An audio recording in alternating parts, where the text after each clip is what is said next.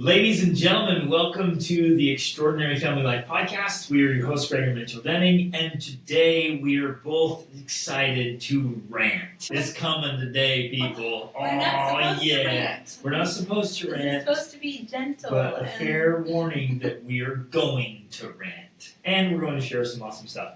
I'm so excited about today because it asks, we got a big response back from an email that Rachel sent out. So we'll share the email and we'll share the response. It was an email that is letting people know about the Habits class, Habits for a Successful Life online class for teens. And we'll share part of the email because it talks about habits being the most important things you can teach your children.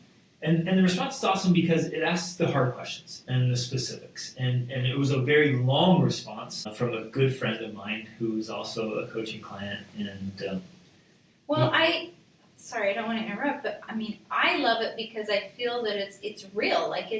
This is a real challenge that parents are facing, and so I think it's important. It's relevant. It's common to lots of people. I don't feel that he's unique in any way. Not at all. So this is powerful, and thanks for pointing that out.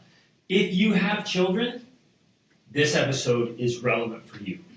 If they're little, it's relevant. If they're older, it's relevant. Like what we're going to talk about today is the nuts and bolts of this fine line between almost succeeding and really succeeding. Yeah. And if we get this little, it's an art and a science. Well, it's like, and we talked about it in the last episode, it's like the combination law. Right. And I feel that that's such a good analogy because I think that a lot of what we're trying to teach parents and a lot of what you do in your coaching is like, it's like they have most of the combination in place, but they can't unlock the success they're after. They can't unlock that piece. It's that one last number. Yeah, it's often that one last number where we can, in your coaching, you can help them be like, oh, here it is, click. Yep. And now everything unlocks for them. And this is, okay, so I'm just going to be just straight up here about a frustration I have as a coach. Because when I work with people directly, I can see exactly what's missing, and I'm like, hey, do the thing. Right. And they either do it or they don't. It's on them. But I see it, and I tell them exactly what to do. And the ones who do it, they get it. If they don't, they don't. But then here's what happens is, let's say, and those of you who didn't listen to the last episode, the audio recording was horrible, and we're saddened by that. So basically, it's worth recapping this. Let's say there's 7 numbers. And in order for it to just completely unlock in your marriage, in your health, in your parenting, whatever, you have to get all 7 numbers. So what happens is people come to us and like, it's not working. And we start laying things out, and it's like, number 1, number 2, number 3, number 4, number 5, and they're like, this is amazing. And they stop coaching. Because they're like, dude, my life's better than I've ever been. It's fantastic. I got this all dialed in. And then they're like, it still didn't work out, as like I hoped. Things are good, but not quite there. I'm like, yeah, man, there's still a couple more numbers. And those are the ones I need to rant and get after you a bit. And it's the fine tuning. It's really the 1%, the 2%, where you're like, you're so close. You're doing so many things right, but you're missing those things.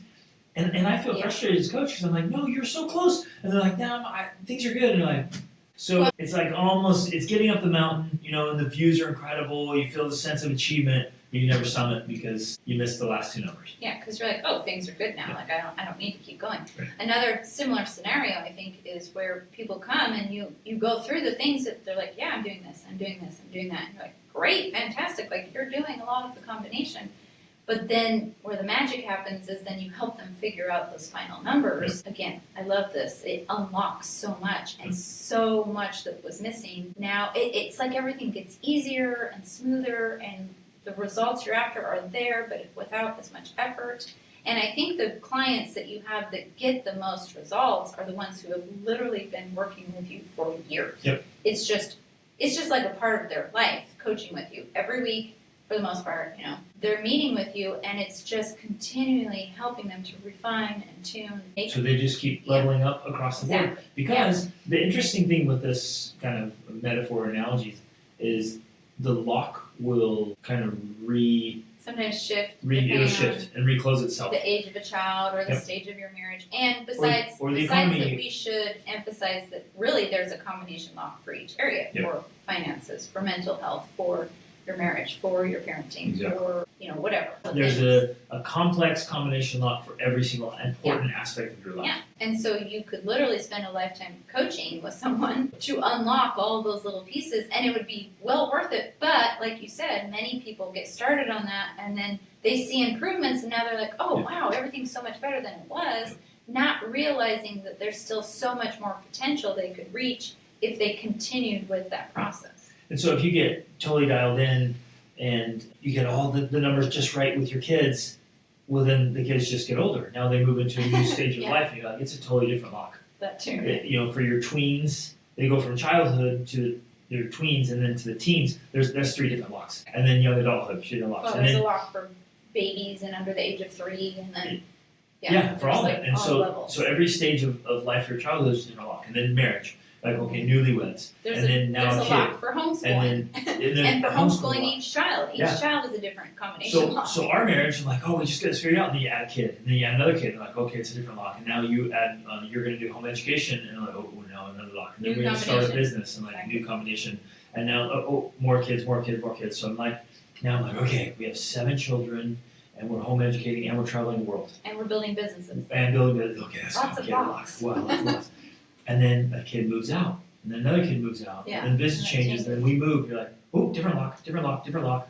Same in fitness, right? Figure out my fitness in my 20s. I got this dialed in. Like, well, it's different in my 30s. Okay, I figured out my 30s. Like, yeah, I got it. And then all of a sudden, well, it's different in my 40s.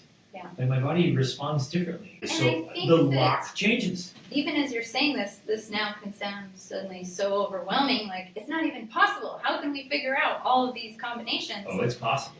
But I guess that's the hope I want to give, that it is possible, because I think you can learn a strategy for discovering the combinations, and then it's easy. You're like, okay, I got to figure out a new combination, but I know how to do that. This I have the sounds- skills to do it. This And sounds now like I the most can. shameless plug, but it really comes down to like endless learning and coaching. It really does. It sounds like I'm sitting here saying, work with me forever. And I'm like, well, that works. And I'm not just saying this for my benefit. I'm saying it because a major part of my life mission is to help other people be genuinely happy and successful. I studied voraciously for over 25 years to figure out these combination locks for across the board. And I figured them out. And I'm still learning that crap. I'm still doing a book a week. And I'm still doing all the training. We're deep into this. I'm Right. constantly We're studying and researching leveling up. endlessly. And so I'm passing that along. Very few people have this drive or the time or the effort or the resources to dig like I've dug. And so now, like I get to give it to you, but Well, and it's that's the ticket to it's keep so satisfying to see these families, especially the clients that you have worked with for years. It's so satisfying to see the ongoing changes that they have, where they just keep leveling up and figuring these things out. And I mean, yeah, you're right. That's the point of the podcast. That's the point of why we do the things we do, because we believe that family life is the most important and powerful force in the world. And the more families and more people who can figure out these combination locks, the better off the world is going to be. absolutely. That's really what it comes down to. And so, again, that's why we're here. That's the point. And so we do want to go through this email that we received. We don't want to First of all, hammer it. read the email you sent. I think Well, let me read a little part of that, and then I'll read the email I sent. And yeah, please know our intention is not to, it never is to hammer, to criticize, to make anyone feel bad. That's never our intention. I hope you guys know that. I know maybe it doesn't always feel like that. I know from personal experience that growing and changing can be very painful. Like, I have had to swallow my pride. I have had to be kicked in the face, so to say, about how I'm not good enough and I'm not doing the things I could or should be doing to get the results that I want. And so that is an unfortunate part of the process, but it's a it's necessary part of the one. process. And Yeah. Goethe, I think it was Goethe who said, careful not to follow too closely behind the truth. You're liable to get kicked in the teeth. Exactly, right. And I do that. I just have this honesty with my coaching clients, with the men in my And with Forbidden ourselves and Family with each Tribe, other. and with our kids, and Yeah. and all of it. And it's that honesty and the love of truth. So one of our sayings in our family is veritas nunquam perit, which is truth never perishes. We love truth in this family, and we chase truth, and we embrace truth. And guess what? It is uncomfortable when you take a bite of truth, because you realize, oh, I have to align to truth. Not truth's gonna, change itself for me. It's gonna become my truth. No, that's a bunch of crap, right? And so we chase truth, and so that's what I do with the people that I get to coach. Is I'm honest, and they'll often tell me like, "Oof, well, that hurts a little bit. Thank you for being honest. I don't like to hear that, but you're right." And that's the same thing. So we're trying to offer that here and again that's today. that's where the power actually lies. Right. I mean, you love to say where there's pain, there's power, and so often where we feel the most pain is where the power to change lies, and where we actually find the motivation and drive to change. So. Yeah, it's an uncomfortable truth, but we have to actually be in pain often in order to create change and transformation. Here's the foundational piece that I'm going to lay out. Results speak for themselves, and results don't lie. So in any aspect of your life, if you don't have results, in a very just honest, frank way, you're doing it wrong. Well, there's a piece of the combination you're doing. Not that you're doing everything wrong. Exactly. It's super important. But you're doing that thing wrong. And it might just be slightly wrong. It might be you're just 1% off. Mm-hmm. For many of you, it's going to be quite a bit more off. And that's just the honest reality. Results don't lie. Now, what we try to do is we say, no, I did everything right, and there was these other factors, and so I didn't get the results I want. That's not helpful. It doesn't help you to put sweeteners on the truth, to sugarcoat it, to justify, to rationalize, to excuse it away. It doesn't help me to say, no, I'm eating healthy and I'm exercising. There's something out of my control that's making me pudgy. There's a reason I can't see my abs. It's not my fault because I'm doing everything right. That's bogus. Absolute crap bogus.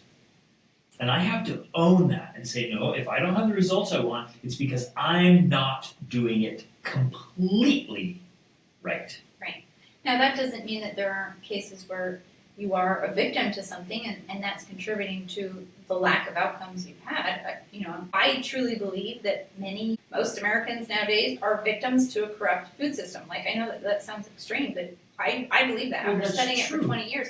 But the point being, when you begin to wake up and realize that you're a victim to that, then you change, and so now that power is you take that power back, and you can now opt out of that system. Like, I don't eat from that system because I know that is damaging to my health. And we're going to talk a lot about that today. Like, zero participation in the systems that don't work. Yeah. The other thing, though, I do want to mention, because I feel it's important, it's mentioned in this email, and I agree with it. It's true that Greg and I have created something very unique. Well, we'll get to that. But I still want to have to kind of say this. I don't know if it's a disclaimer or whatever. Like, we've created unique outcomes. We've created unique environments. We are going to talk about a bunch of things today that are related to the systems that we're involved in, that you and I have opted out of, but we still recognize that you will never create the exact family culture that we have. You will never create the exact family we have. I mean, that's just impossible because you and I are unique people and we have 7 children and we have, all these certain elements that make us unique. We get that. And all of you are also going to be unique. So we're not, beautiful. It's a great thing. So we're not, I hope you don't think we're trying to say you should get the exact same outcomes, you should have the same dynamics, you should have the same family culture. No, it's going to be your own. But what we do want for you is that it actually works. Well, and it works by meaning you get the outcomes you want. Yeah. And make sure that you want the right things. We have to educate our desires. Okay, that's true too, but I don't care what it is that you want and how seemingly impossible it may appear, I know from experience that there is a way to make it better than it currently is. Like, I'm not going to say, oh, you can make it perfect, whatever, but I'm saying you can always take steps to make whatever circumstance you have better than it is. That's my point. You all have something unique and different, and there's all these factors coming into your family life that you might say, well, maybe I'm an exception. It's not going to work for me. I don't buy that. Well, but the point I'm making is, yeah, maybe you'll never be just like XYZ, but you can make your life better than it is.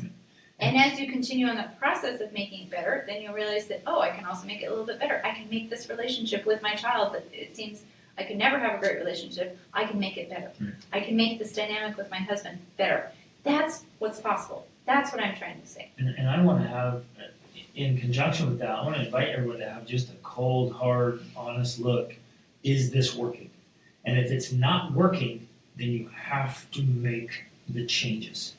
What we do in self-sabotage is that we say, well, it's not working, but there's nothing I can do about that. It's our unique family. And so we're just unique in our dynamics, and we're doing all these other things, so it's just not going to work out. Bogus. If it's not working for you, it's because you're not doing the combination right. I think in many cases that people, at least from my observation, it's that many people are not willing to do what is required because it would be so much work, so much discomfort, so much confrontation. To them, it's not worth that effort in order to what feels like just trying, like maybe it's just like throwing darts in the dark, to get the outcome they want. And so that is one of the things I think that holds people back from doing the things and taking the risks that are required to get the results that you want. Because there is a risk involved, for sure. There's definitely sacrifice, there's definitely risk, there's definitely the uncomfortableness.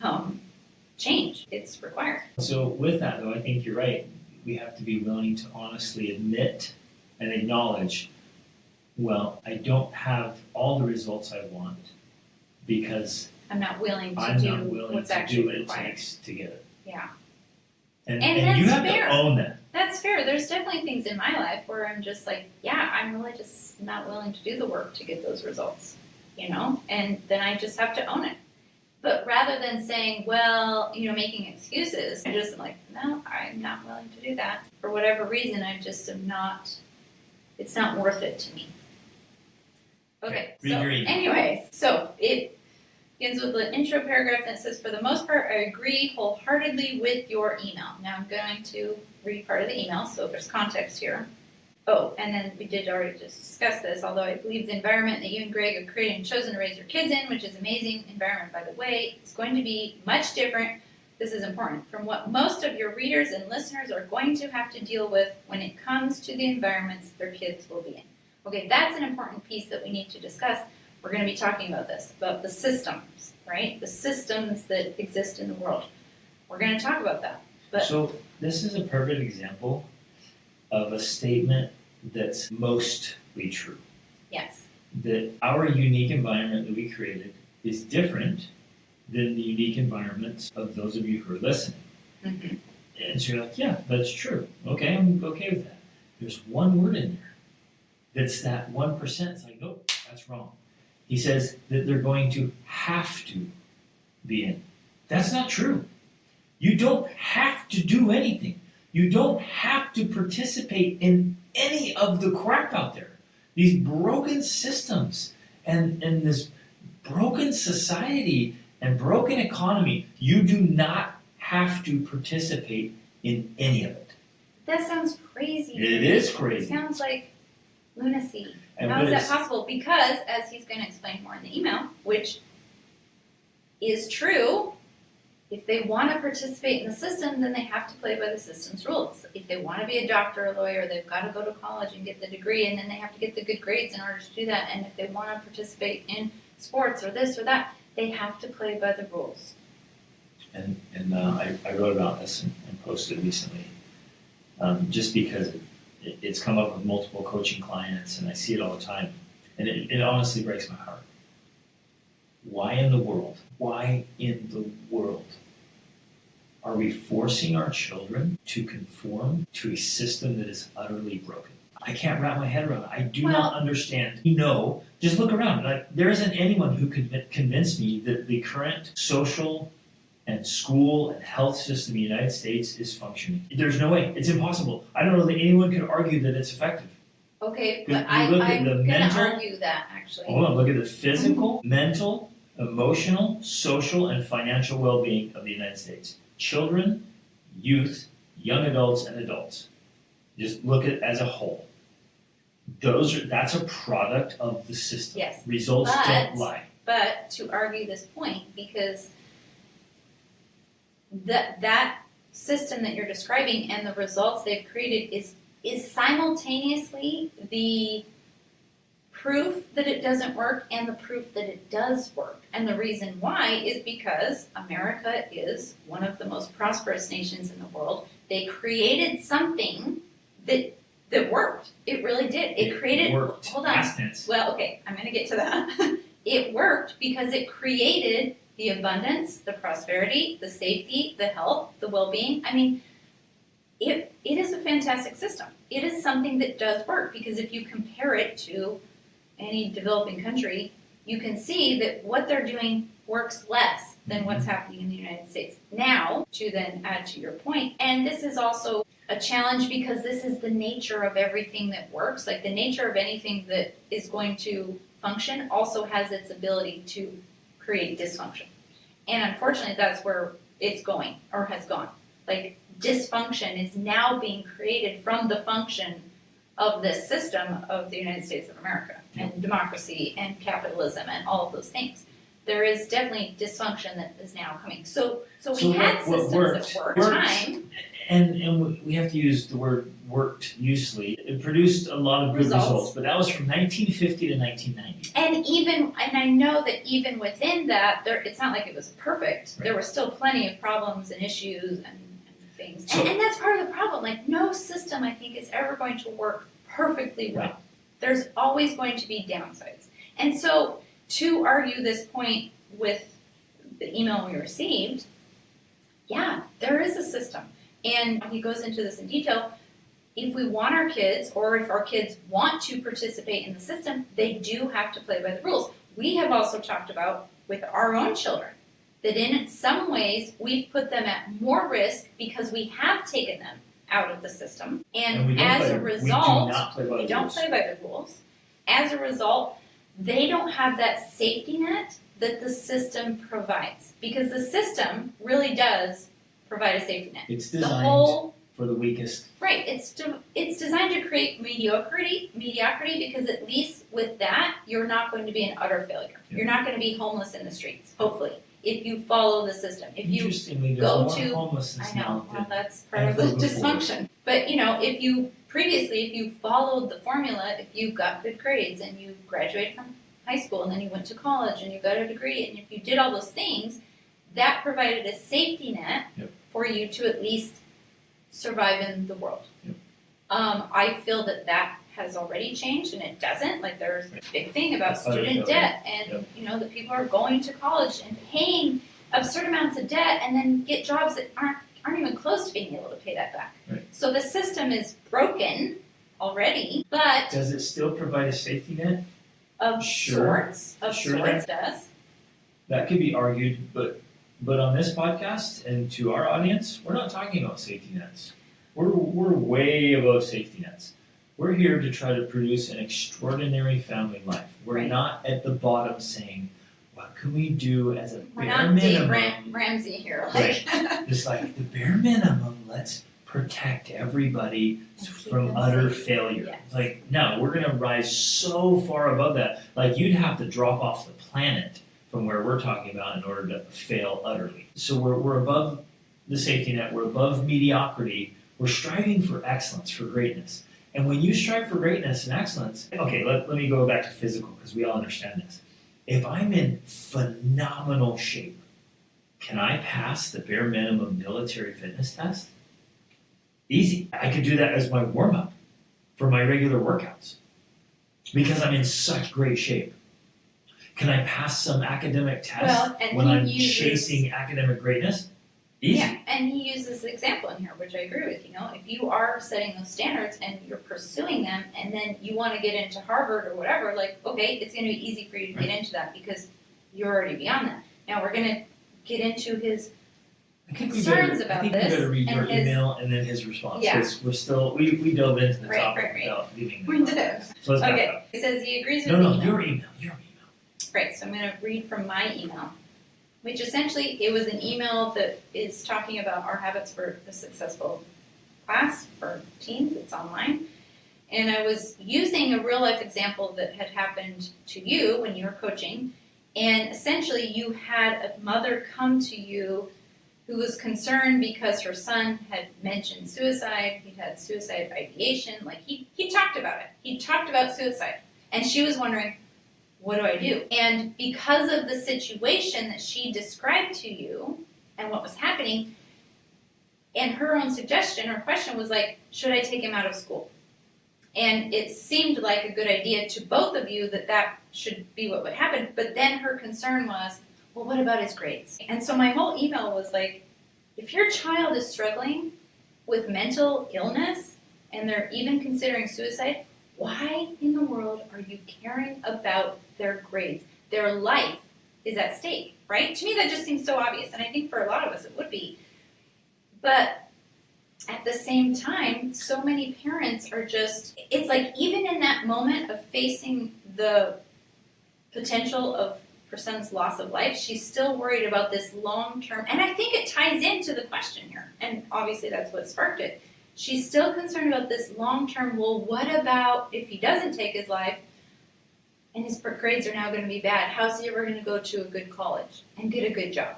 You know what I mean? She's worried about him fitting into the system. Right. We've been so indoctrinated, so deeply indoctrinated for decades. Which again makes sense. That's part of the safety net of society. It's the safety net, you're right. And so we have to acknowledge that it is the safety net. You got to get good grades so you can get a job, so you can provide for yourself. Yeah. That's the base level safety. Right. And so it's understandable that you think, okay, well, how do I ensure at least minimum safety? The problem is we end up sacrificing true well-being, physical, mental, emotional, spiritual, social, financial well-being. We sacrifice it for the base level safety net. Right. And that's where things get so twisted and distorted and out of proportion. Because I think this is the irony, and in what his email he's talking about, we'll go over it, but he's well, we want them to achieve these high levels. We want them to succeed. We want them to do X, Y, Z. But I feel that for myself and for most parents, starting out, the problem is we're actually going about it the wrong way. Yep. We're doing it backwards. And so in a way, that's what you and I did. We flipped it around. We switched everything around. We put all of our focus on mental, emotional, social, spiritual well-being for our children. And as a result, we were able to create or help them have the foundation so that they can create the success they do want in their life because they have that foundation. Now, the problem with this approach that many parents have is that you're putting the cart before the horse.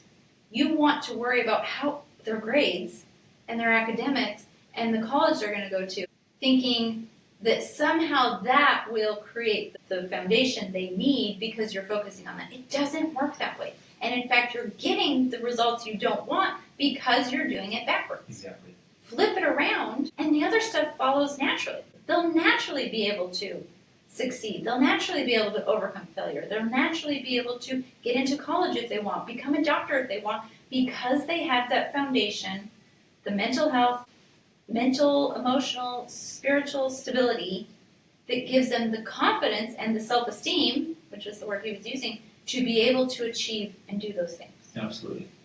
One follows after the other. Yeah, let me restate that again so it's if we can, between the two of us, articulate this well enough. the foundation of being is the most important piece. It's the healthy, whole being that's genuinely happy, is mentally stable and solid, emotionally strong and whole, well-rounded. So we have a full range of emotions. We have a great mindset, and we're physically healthy. We have great relationships. Like, all the fundamental pieces are in place. That individual can easily figure out how to go through the academic hoops. And, well, if you have to play the game, if you have to, which you don't have to, then you could do that easily because you're solid. But the best thing is you're going to be able to build earn and keep a world-class education and then get a career and all those things, right? But what you're saying there and pointing out so well is that everyone's going to do it backwards. We're neglecting all the foundation for the grades and the job. Right. And then what do we have? We have all these people with decent grades and decent jobs who hate themselves, they hate their lives, their relationships are in shambles, their mental, emotional health is horrendous, their physical health is horrendous. So for all accounts, their life sucks and they're miserable. But man, they have an awesome report card and a diploma and a degree, and they got a job that they hate, by the way.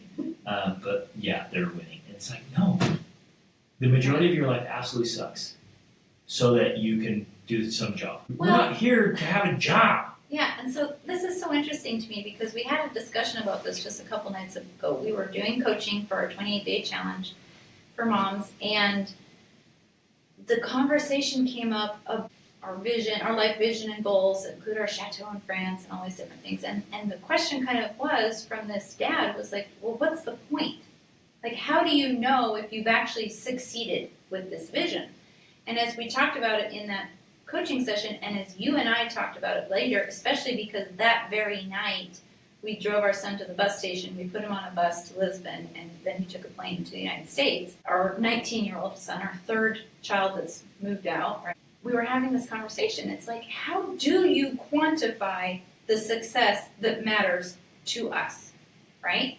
And it's not. So in context, so our third son just launched, and our fourth, who's our daughter, she's leaving in 3 weeks. Yeah. So our 4 oldest will be gone. And so this is very real for us. Right. How do you quantify success? Are they ready to be successful adults? Yeah, because in the system, in the normal societal system of the game you're playing, it would be, oh wow, successful because my son is going off to Harvard. That's success. Or my daughter is going to start a career as a businesswoman or something. You know what I'm saying? Like, it would be prestige and title and degree and all of these things. Like, that's the success and how it's measured. They just graduated with honors, blah, blah, blah. All those things. And so then, you look at us and you're like, well, how are you measuring success? And that's a great question. But to me, as we talked through it, I thought... Because our 4 oldest, not a single one of them has a high school diploma. Right. And I mean, only because it's paper, they are certifiably unemployable. Right. Which I want is our goal. to be. This is our goal. I don't want my kids to be employable. I do not want them to have diplomas or degrees. And I know, me saying this, it sounds crazy. Not that, if they need it, great, they can get it. Like, I can make them a high school diploma because that's something you can do as a homeschooler, right? There's a whole thing for it. But my point is... And they've done the work, is the point. Our goal is that our kids have a world-class education. Like, a phenomenal education that is far superior to what's being offered at high schools. But even that is not sufficient, because even more important than that, because it was a part of our homeschooling and our entire focus with raising our children, is that, because that's the academic side, and that's great. It's great to learn things and know lots of things, and like the guy said in the coaching, I've listened to Beethoven and read all these books and everything. Great. That's not the main point, because besides that, more important than that, was that we also focused on their mental, emotional, and social well-being. We focused on developing their skills and capabilities as human beings, so that they are competent, they're confident, they know how to solve problems, they know how to take care of themselves, they know how, so here's our 19-year-old son, and it was interesting too, because the same day I had a conversation with a woman who has a 19-year-old son, I think, and he was going to be taking the bus, and she was like, he cannot take the bus at night because he's clueless, he doesn't pay attention, he would get in trouble, he would get lost, all of these things. And at the same moment, I'm thinking, that's not true with our son. Our son is 19. He bought his own ticket with his own money. He booked his own bus ticket. All I have to do is drop him off at the bus station, and I feel completely confident. And his own flights. And then there was a bunch of problems on that flight. Well, okay, that's later. So, I felt completely confident just driving him to the bus station at 9:30 at night, p.m., for him to get on a bus that would arrive at 2:30 a.m. in Lisbon, and then for him to get an Uber to the airport, and then he chose, because he didn't want to get a room, because he didn't want to spend his money on it, to spend the night at the airport, and then to catch a flight and the next morning. And then you're right, then they had problems in DC and the layover. All of it he handled on his own. Didn't have to call us, didn't have to we didn't have to check in with him. We just knew he would be fine, because he has the capabilities and confidence and competence to be able to handle something like that. Now, that's just one small example, but another aspect that we talked about on that drive home from dropping him off is that we have a great relationship with him and all of our children. Even our two oldest that are already moved out, all of our children at home, our oldest who is adopted, which I do think is a big deal, because many people with adopted children actually have poor relationships with their adopted children. We have a fantastic relationship with our oldest daughter who's adopted. All of them are competent, capable, they can solve problems, they earn their own money, and they adore and respect us. And they're healthy in mentally, all the ways. Emotionally, physically, all of it. So holistically healthy, genuinely happy, have great relationships. Those are the things that matter the most. Right. So that's how we are quantifying success. And you're right, if you put it on paper or some resume, there may not be that much to put on there. Which I think resumes are a bunch of garbage anyways, for the most part. Right, but I'm saying interesting, compared to the normal system. Right. Well, and let's point this out, because people think, well, I'm not going to sacrifice my kids' income, earning abilities for them to be, right? Right, people think that. So what if my kid's fit and happy, but he can't have a job? Right. And our point is, get the foundation right, and the job's easy, and we have the proof. We have the results to back it up. Our kids, for being certifiably unemployable, they're actually sought after. All of them are sought after all the time. Yeah. People are coming to asking them and saying, please come do some work for me. Come work for me and I'll pay you well. And so they're all earning well and being sought, they have all kinds of work. And people will come and be like, oh my gosh, they'll tell us, or they'll say, we love having you come because you show up, you do great work, you're, all these attributes and qualities you have, you can always work here, always. You can come anytime and there's going to be work for you.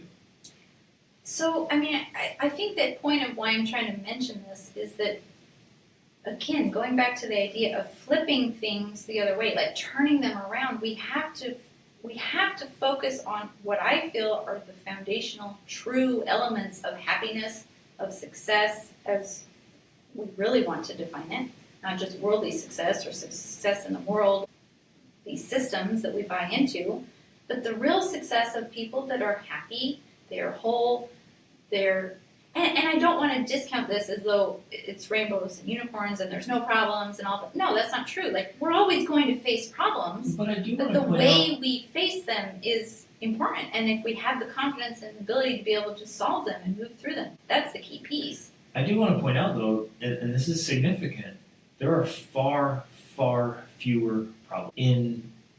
In many ways, our life, compared to others, does look like rainbows and unicorns. Right, it can look like that. It's often just amazing.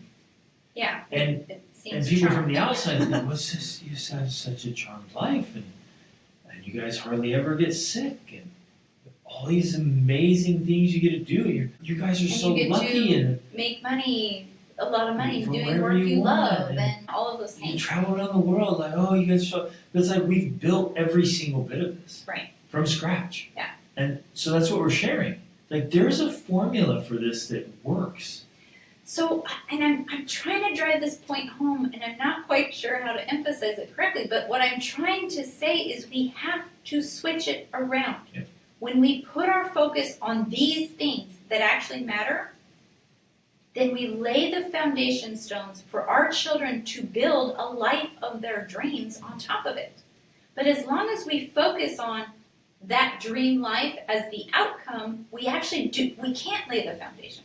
Because we're trying to put the roof on and we don't have any floor. We don't have the foundation in place. So we can't do it. And I feel like that's part of what this email is saying, is that how do I help my children? And we need to get back to it.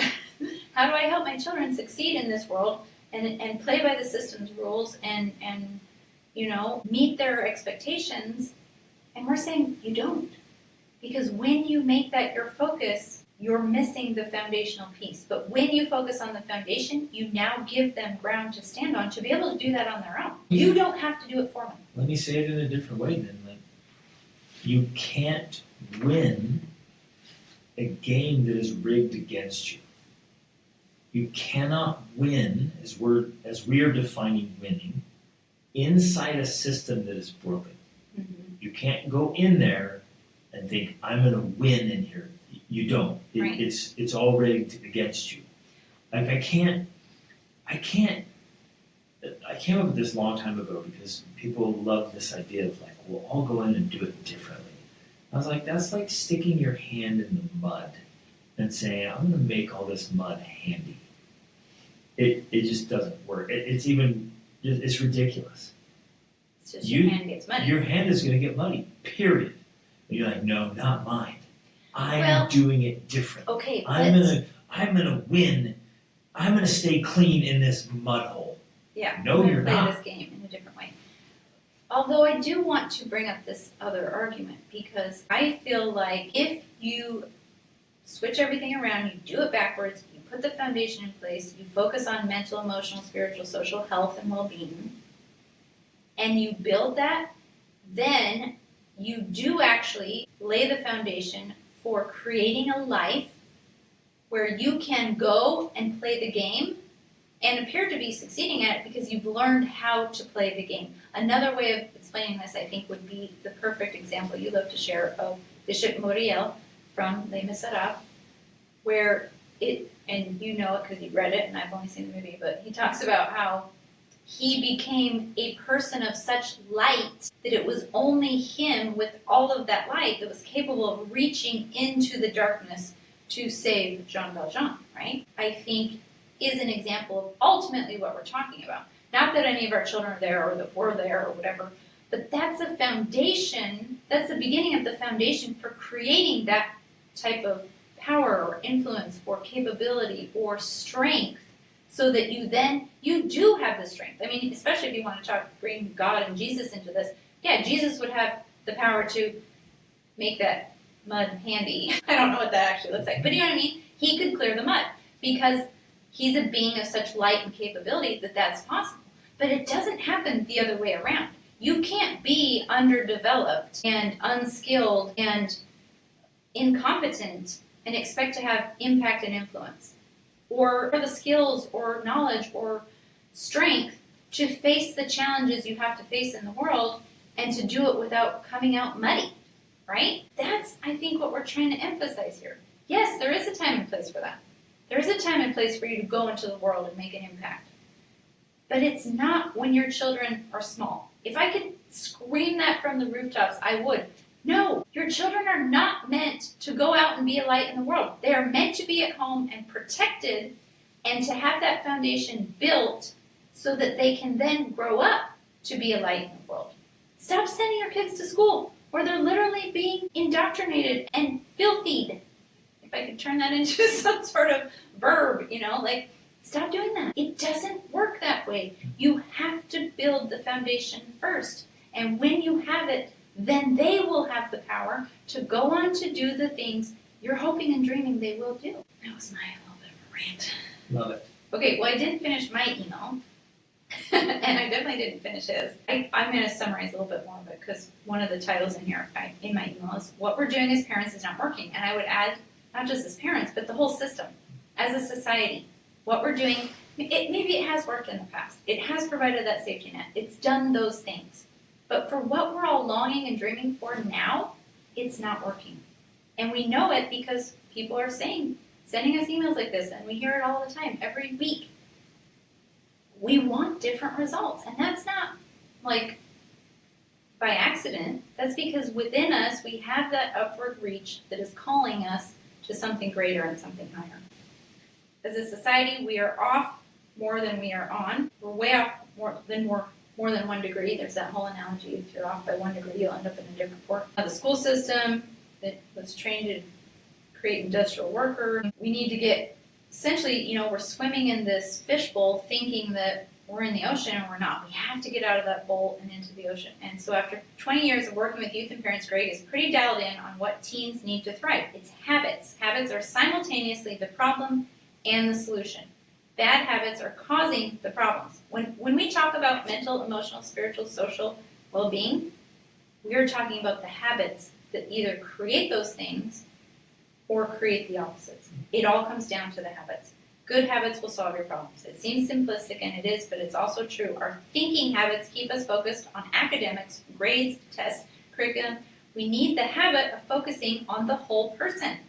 Our habits of labeling transform normal emotions like discomfort, sadness, or anxiousness into conditions like anxiety and depression that limit us from fully experiencing life. Our poor habits of distraction, addictions, procrastination, or cowardice keep us a few degrees off course, and all that leads to a train wreck. Stop focusing on the curriculum our children need to graduate and go to college. Start focusing on how to help them become the hero of their own life story, capable and competent by developing the right habits, and amazing things will start to happen. I think that's good for now from that. That it's a long email, and it's powerful, and it's awesome. So now the response, we've already touched on some of it, but let's hit the rest of it. So, and he's saying, of course, mental health is more important than grades. He's believed that. Okay, I'll stop right there. We say that, and I hear parents say it all the time. Well, of course it's more important. But then, which one do they emphasize more? Well, it's like the thing you've been telling us lately. I think you got it from We Who Wrestle with God by Jordan Peterson, that, when you actually believe in something, your actions align with that thing. You don't actually believe in it unless you align your actions. That's an excellent application here, because the idea is when you truly believe in something, you align yourself entirely to it. So if I believe that mental and emotional and physical well-being are more important than grades, then I align my actions, my habits, my words, my entire life to that. And so those are the things that are emphasized and prioritized over grades. Right. You have this assignment, but it looks like you need some rest or recovery or whatever. Or sleep. That comes first. Exactly. But what about the grade? Forget the grade. This is where it gets fuzzy and confusing. Because in that example I just gave, you think, oh, well, no, you've got to learn how to do hard things. And there's uncomfortable things. And he's going to get into that in a minute. We're not saying that at all. We're not saying that your life should just be easy and comfortable, right. That in order to have good mental, emotional well-being, you should always take the easy path. In fact, it's the opposite. And our kids are tough, and we do hard things all the time. That is a key element of holistic well-being. Right. So yes, we have to do hard things, but never at the expense of our well-being. Well, and when we do the hard things, we always recover from that because we know that's an important part of it. I think one of the biggest problems with modern day life is that it's go, go, go, go, go, stress, stress, stress, stress, stress. Even for children in like kindergarten, they go to school and then they come home and then they're driven around to all these lessons and it's just like go, go, go. There is no free time. There is no downtime. There is no free play, which is like critical to the brain growth and development of a young child. And then it goes all the way into their teenage years until their adult years. There's no space for that. We have learned, and there's a powerful book on this called The Power of Full Engagement, like you have to recover. So you may go do something crazy hard, literally not even sleeping, being up for hours, trekking for hours and hours and hours, carrying heavy packs, but after that, you recover. Yep. And even on a daily basis, we're doing hard things, but we're recovering from that. And unfortunately, in our day and time, instead of recovery, people get this downtime that's like scrolling, video games, social media, movies, whatever, and they're not recovered. Yeah. They don't feel better afterward. They don't feel renewed. It's actually more draining. There's a lot of research coming out saying, when you get on social media afterwards, you feel more drained. And so you went from stress to a different kind of stress, and you're just completely depleted. Yeah. It's not a healthy way to do life at all. Okay, so if we actually believe that, then our behavior will align with that. And I think that has been one of the biggest things that we've done for our own children is our life. We have changed our life, our lifestyle, our job, our location. We've changed whatever we had to align this belief that our mental, emotional, spiritual well-being, because it's not just mental health. We're not just talking about mental health. We're talking about holistic health. To align with creating that in our lives. We've changed everything if necessary to do that. So let's drive that home.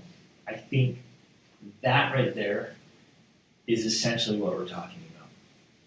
And this is predominantly to parents. So those of you who are listening, if you haven't truly and wholly, holistically aligned your life to your actual values, then you can't win.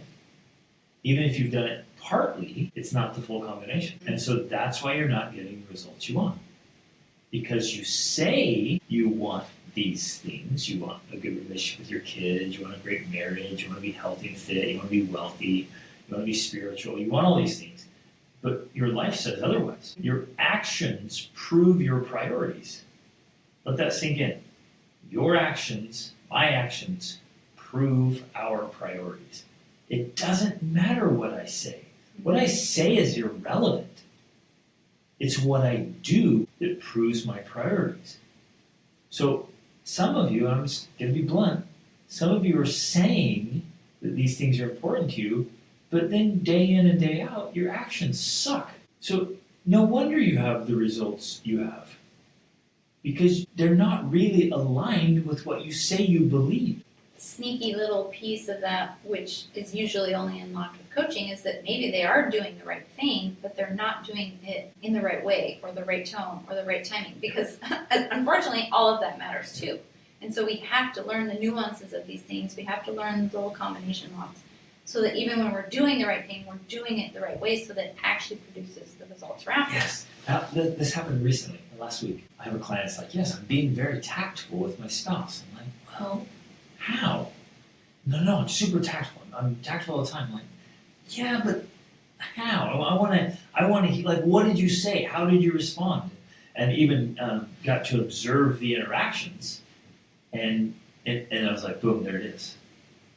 Like, yes, that's a form of tact, but it's actually not working. It has to be a different kind of tact and a different timing. And that's where coaching is so powerful, because if we're convinced, and I hear this all the time with health and fitness, I have people come to me like, I eat so clean. I'm like, oh, really? Okay, tell me exactly what you eat and in what amount. And I'm like, whoa, okay. Right out of the gates, there's 5 things on there that you should not But we've eat. had people tell us that they eat so healthy and everything, and then we see that, they're drinking these protein shakes, which are not healthy. It's garbage. They're taking these electrolytes. They're doing all these different things, and I'm like, no, that's not clean eating. Like you're missing the whole point. So you think you're doing all the right things, and yet you're telling us you don't have the results you want. Portions, I'm still 20 pounds overweight. I'm like, tell me exactly what you're eating, what amounts, and I'll tell you exactly why you're overweight. Or they tell me, I work out all the time. I do great workouts. I'm like, hey, video yourself working out. And then I see the video, I'm like, I wouldn't even call that a workout. Are you kidding me? Like, that's not even a warm-up. No wonder you're not getting the results you want. You're not working out. Mm-hmm. You're going to the gym and just moving your body, like playing around with the machines, I guess.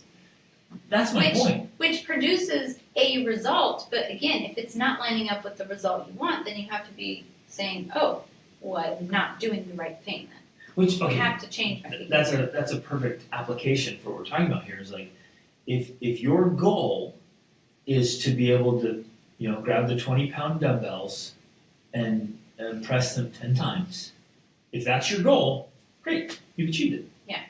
But what you're telling me, your goal is that you want to be lean and strong. You want to have muscle mass and define muscles so you look good, you feel good, and you have strength. That's what you tell me you want, but what you're doing is throwing around these 20-pound dumbbells. Well, sorry, that doesn't work. You need to pick up 40s and grind. Then you'll get what you say you want. Right. And again, the physical analogy is just a great metaphor for what we're talking about in life, because these principles are true in your parenting, in your marriage. Okay, so, marriage example is like, well, I want to have emotional intimacy. And just like, oh, it's terrible. This is long, so I want to try and pull out some of the most important points. The difficult part of the argument is that we found in the world in which they will go on to compete in still values the system and judges everyone by it. We know that the system is trash, but unfortunately the world still uses it as a gauge and oftentimes a gatekeeper. So a large question becomes, how do we push our kids to excel in a world where they will never stop competing for success while also keeping their self-esteem in a happy place?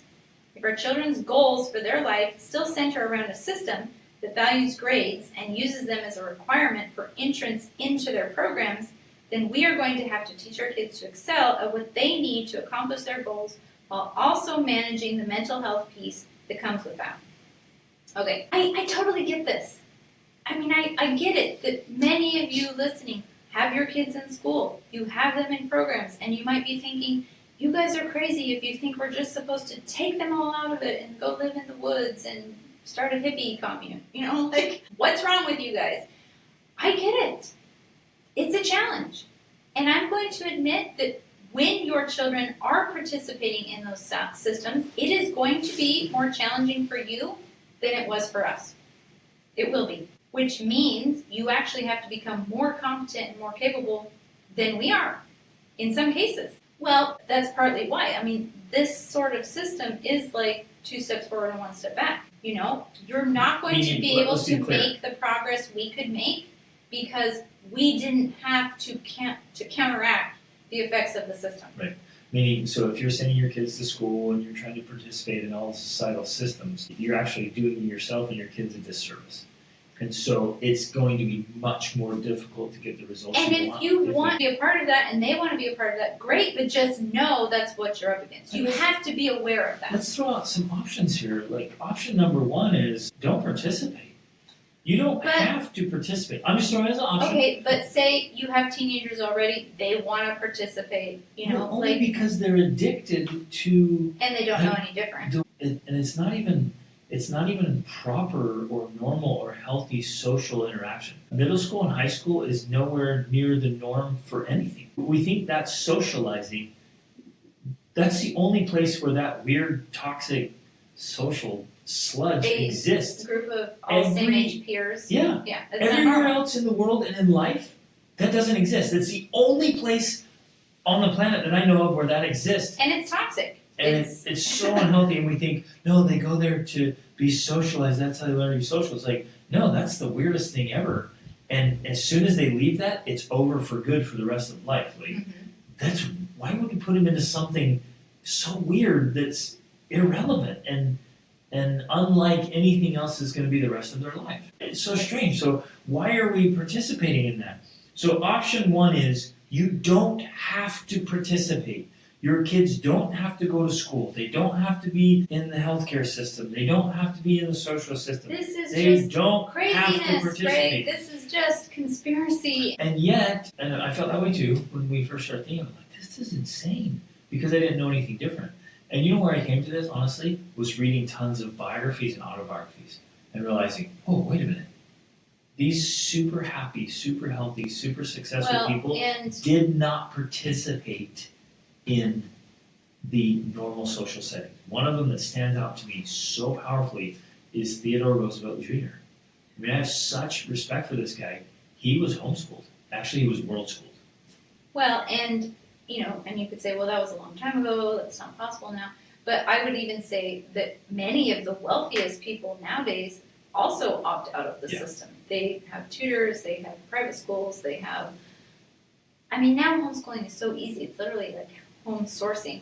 There's so many options out there, but that's the truth. Like, a lot of people who are getting way better results are opting out of the system. Well, that's why they're getting better results, because they that opt is out. why. Because the system is meant, it's a safety net for the lowest of society. It's there to protect mediocre people from falling into despair and Just deep poverty.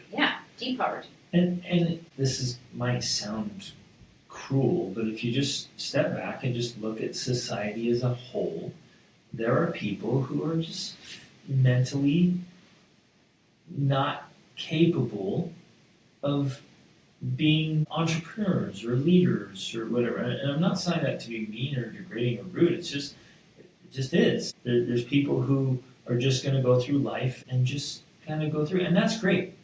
Fantastic. There's nothing wrong with that. It's I don't necessary, expect. it's needed, it's important. Right. The school system is necessary Yes. for that. We're not Well, saying I wouldn't get rid of it, because a lot of people would just fall into. They would be living in the gutters and dying quickly. Right. We're not talking to them.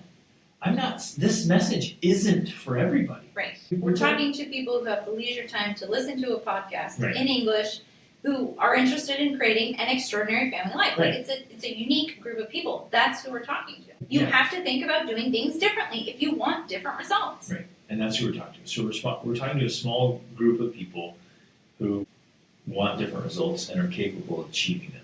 So this isn't for everybody. So because this is the argument we often get. It's like, not everyone can do that. I'm like, well, of course they can. We're not talking to everybody. We're talking about to those few who want to do life differently. Yeah. And again, there's no shame. There's nothing on people who do life their way. If they want to just kind of go through the hoops and do things, great. We're speaking to people who are capable of more and saying, don't you dare settle for less. Well, and I guess kind of what we're saying too is, how can you expect to try to get different results by doing the same thing that everyone's doing? Yeah. Like that goes against the whole definition. Yeah. If you want different results, you actually have to do things differently. Completely illogical. So part of the argument here is like, well, a lot of your listeners are going to have to deal with the systems and the school and all of that. I'm like, okay, part of our job is to call you out on that and say, why? Yeah. If you want something different, you're just making it that much harder for you to achieve it if you keep participating in the system. I mean, I feel in some ways like raising this banner and saying, hey, people, if you want something different, you have to do different things. We have to opt out of the systems. Yeah. We have to be willing to walk away from them. We have to be willing to do our own thing, to take charge, to be the leaders in our home and in our education and in our health and wellness and fitness. Like, we have to be leading out, because we cannot rely on the system to do it for us. We cannot rely on our children's peers to inspire them to greatness. Like, this is our job. This is our role, but it's going to require the sacrifice of us stepping away from the known path. Yes, man, mic drop right there, babe. Yes, and I'll add to that. That means it's on us as parents to lead from the front by example. And in every way that we fail to lead, we lose a little bit of influence and power. So if I'm unhealthy, I lose a notch of influence with my kids in every aspect, because they look at me and he's not even that healthy, and I lose some power. If I'm not well read, then I lose a degree of power. If I'm not, if I don't keep control of my own emotions, I lose a degree of power. If I'm mentally weak and fixed mindsets and I'm not good mentally, I lose a degree of power. If I'm not spiritually well, I lose a degree of power. If our marriage isn't awesome, if my relationships aren't, and so by degree, I either am gaining power or losing power of power and influence. Yeah, with my kids. Children. And the other key aspect to this is that if you choose to remain a part of the system, you have to realize that even if you do all of that and you're great at leading out, you are still fighting the system. You are still fighting the influence of your peers, the opinions of others, the expectations of the government and the school and the doctor and all of these things. Like, you're fighting that. So you may take 2, 3, 10 steps forward, but that influence is going to be dragging you down. It's going to be slowing you down. It's going to be slowing your progress and their progress. It's just inevitable. And it's simple. And so it's simple math. Yeah, you have to be aware of that, and you have to be willing to either put up with that and recognize, okay, I may not get the results that I'm after because I'm allowing this influence in my life, or I'm going to have to cut it out. Well, to me, I'm like, okay, if I send my kids to school, they're 8 hours, and they participate in extracurricular activities, that's another 2 hours, and then on social media, that's another 2 to 3 hours. And so we're looking at 10, 12, 14 hours of a waking day that they're being influenced by crap. And then I maybe have an hour or two, and during that time, I'm on my phone, and we're having dinner, or you're having errands. to talk to them about how they need to be pursuing goals and achieving and succeeding, and so then they're like, whatever.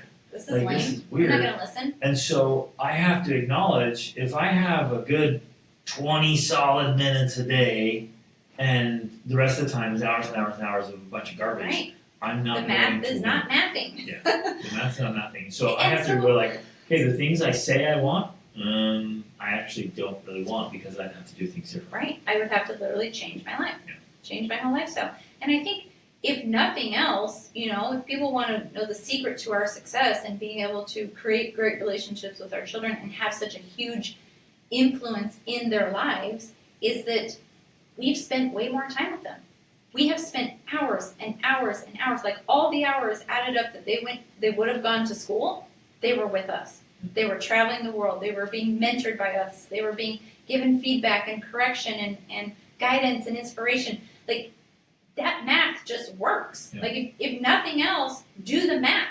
If you wonder why you don't have more influence with your kids, you may just not be spending enough time with them. Yep. That's it right there.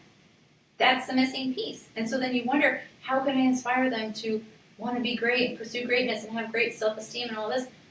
You have to spend more time. And you have to be inspiring. Like I said, all the degrees, you have to be doing all the things and spending time with them in order to make this work. Right. And you might be like, well, my kids are kind of annoying. I don't like spending that much time with them. That's on you. If your kids are annoying, if you don't like spending time with your kids, that's on you. Right. And you better help guide them to be likable. To be less annoying. Yeah. Okay, even if they see us, this is back to his email.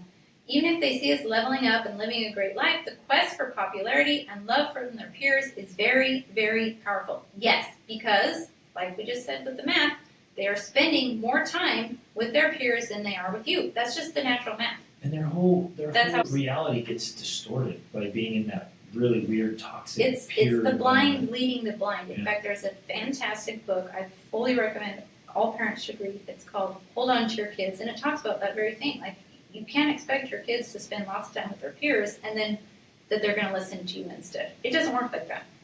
Okay. Plus, I know I keep saying this, and I'm going to keep saying it and try to emphasize it in different ways.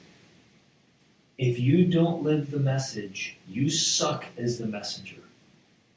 Your kids will not listen to you. And in fact, here's the key ingredient, ladies and gentlemen. Listen to this.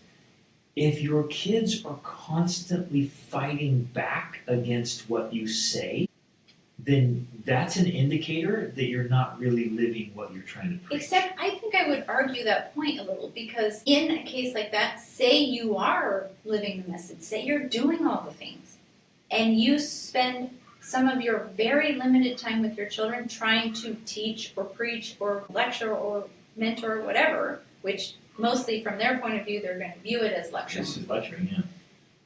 In that case, it may just be a matter of time. It's just the math. You're not spending enough time with them in their life to be able to have that influence. The benefit we have is that we spend time, let's say, lecturing, teaching, correcting. But compared to the amount of time overall we spend with our children, that's a very small amount. And so we have that emotional capital to be able to do that because we've been investing from the moment they woke up until the moment they went to bed, literally, in building a relationship with them. Hugging, we're kissing, we're talking, we're touching, we are answering questions, we're laughing, we're eating together. We have so much time with them. We're serving together. Yeah. We're living all life. day We're long. traveling together. We're traveling. And so when we correct, when we try to quote-unquote push, when we try to influence, expect, require, we have the ability to do that because we have done the math of investing time in them. We've done it. It's there.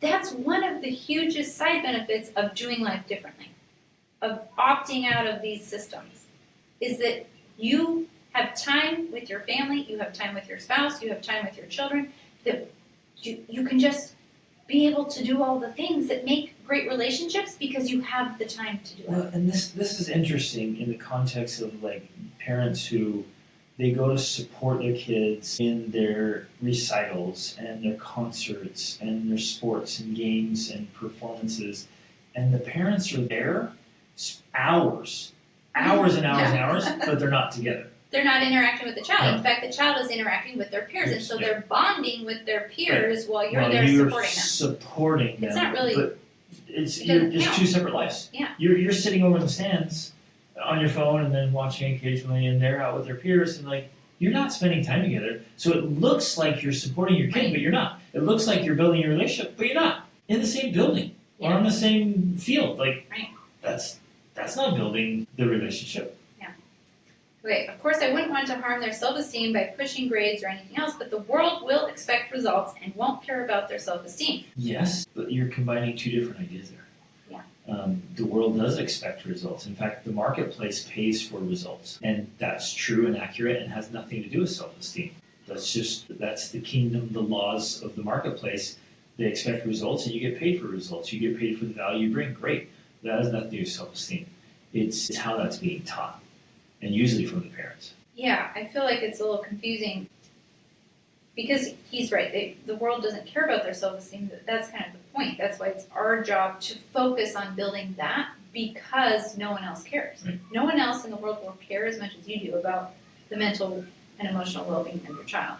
And you're building confidence through competence and love. Yeah, and I think that, again, I want to come back to this very important point. If we flip it around and we do it backwards, instead of us, because otherwise we're promoting the same narrative that they're already hearing. Like, you have to succeed, you have to produce the results, you have to get the grades. If we keep sharing that same narrative, then we're also damaging their, I don't like to use the word self-esteem, but we're damaging their self-esteem. And you're actually colluding. Yeah, You're in collaboration with their peers and the world. right. With the same thing. No, you have to get the grades. You have to get the grades, and you're actually participating in the narrative that damages self-esteem. Exactly. But if we flip it around and we talk to them and we teach them, because the foundation of this ultimately is helping them learn how to know what they need, what their own limits are, what they can push, when they need to pull back, when they have to learn that internally on their own. Many adults don't know how to do that, so we actually have to learn it ourselves so we can teach it. But we have to know where we stand. Like, can I actually stay up to finish this, or do I really need to get some sleep instead? Nobody can answer that but you when you've learned how to understand yourself. Those are the skills we need to be teaching them. But if we're the ones telling them, no, you need to stay up and finish this paper because you've got to get the grade, we're essentially teaching them to ignore their own inner guide So insane. so that they can meet the expectations of parents and teachers. That's what's messed up. That's what's wrong. And we got to stop for a second and address the grades thing. Grades are utterly and completely irrelevant to happiness and success in life. Period. There's a whole study done on it. There's a whole book about it. So the book, the great book to start with is called The Millionaire Mind by Thomas Stanley. And it's all backed up with the research there. The only place on the planet where grades are relevant is in academics. So if your child wants to stay in academia, then grades matter. Like, and what I mean by that is like they go through the whole grade and then they stay as a teacher or a professor. Like, that's the only place in the world where grades actually matter. When they did all the research of legitimate millionaires, and they were looking at holistic success as well, so like true happiness, true success, grades didn't appear to have any effect. In fact, at people all. that had bad grades actually were more often happier because they were focusing on the things Because that matter. when it says they were focused on relationships, how to work with other people, and they're focused on creativity and hustling and work, and they're doing all these other things that made them successful. Right. So, the wealthiest, happiest people often didn't do well in a grade scenario because they're like, this is dumb. It's so arbitrary. So even in the argument here is like, the world wants you to have good grades. No, it doesn't. That's not true. They can say that. They do say That's that. the lie that we've been fed just so we can participate and go along with their stupid game that doesn't work. And they try to pretend that good grades are a good result. They're not. They try to pretend that if you get good grades, you'll be successful and happy in life. That's not true. Grades have nothing to do with the success of your marriage, your parenting, or your income. None. There's no correlation. So stop participating in the lie. Mm-hmm. Like, it is an absolute lie they're feeding you, and you're passing it along saying, no, kids, if you're going to win in life, you got to get good grades.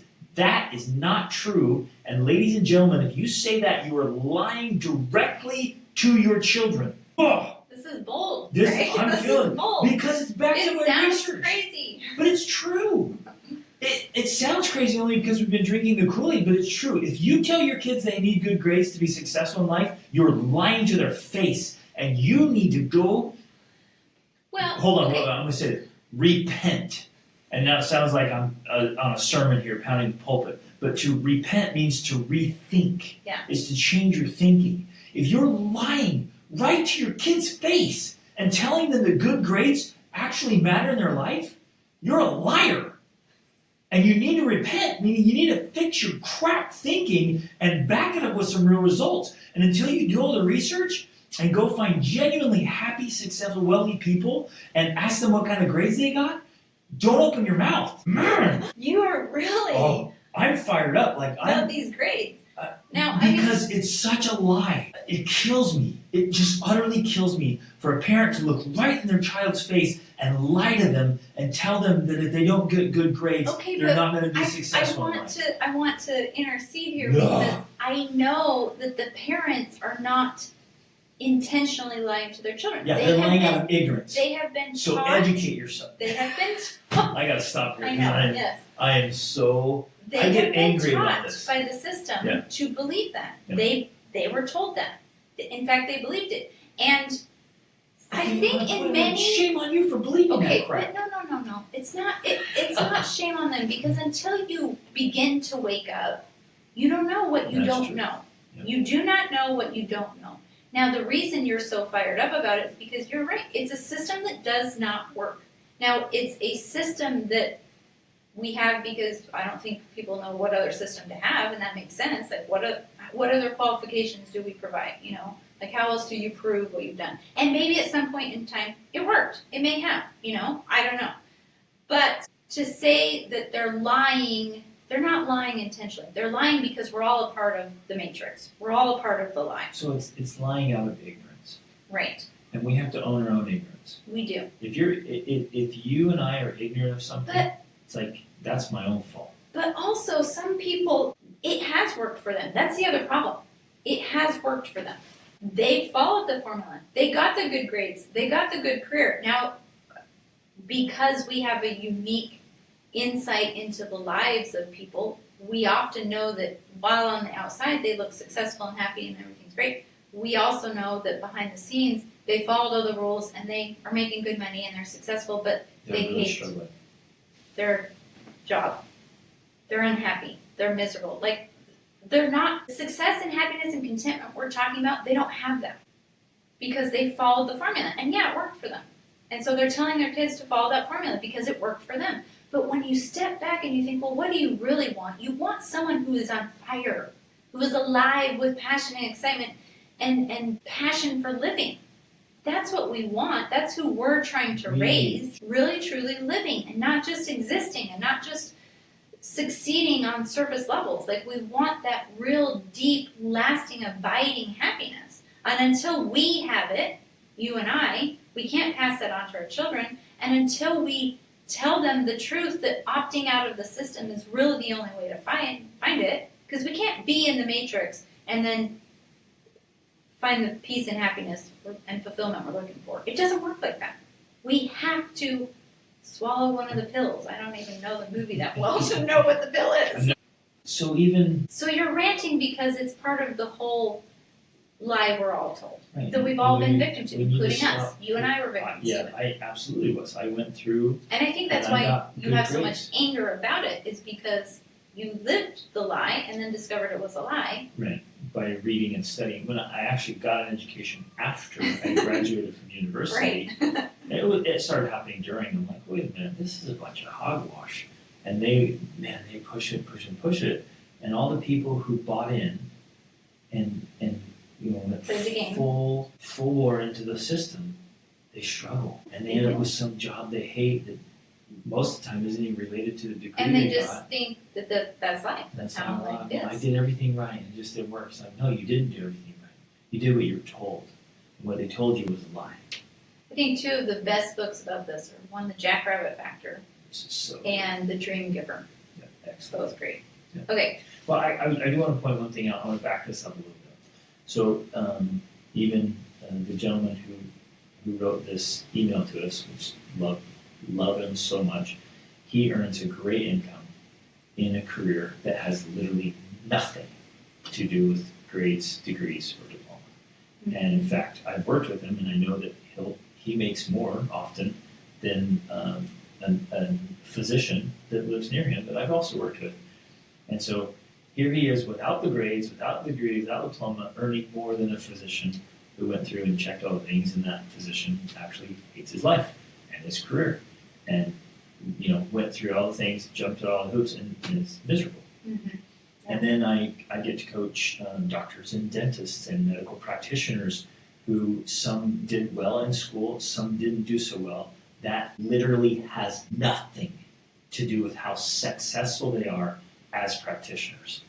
And so the ones I coach make massive amounts of money, way more than their peers who don't know how to do it, and it has nothing to do with the grades they got before they got into dental school or medical school, mm-hmm. or the grades they got while they were there. That it's almost irrelevant. Mm-hmm. And having the good grades doesn't make you a better practitioner. Really pursuing excellence in your craft makes you one of the best in the industry, and nothing to do with his grades. Nothing. And I think almost all of my dental coaching clients have multiple practices.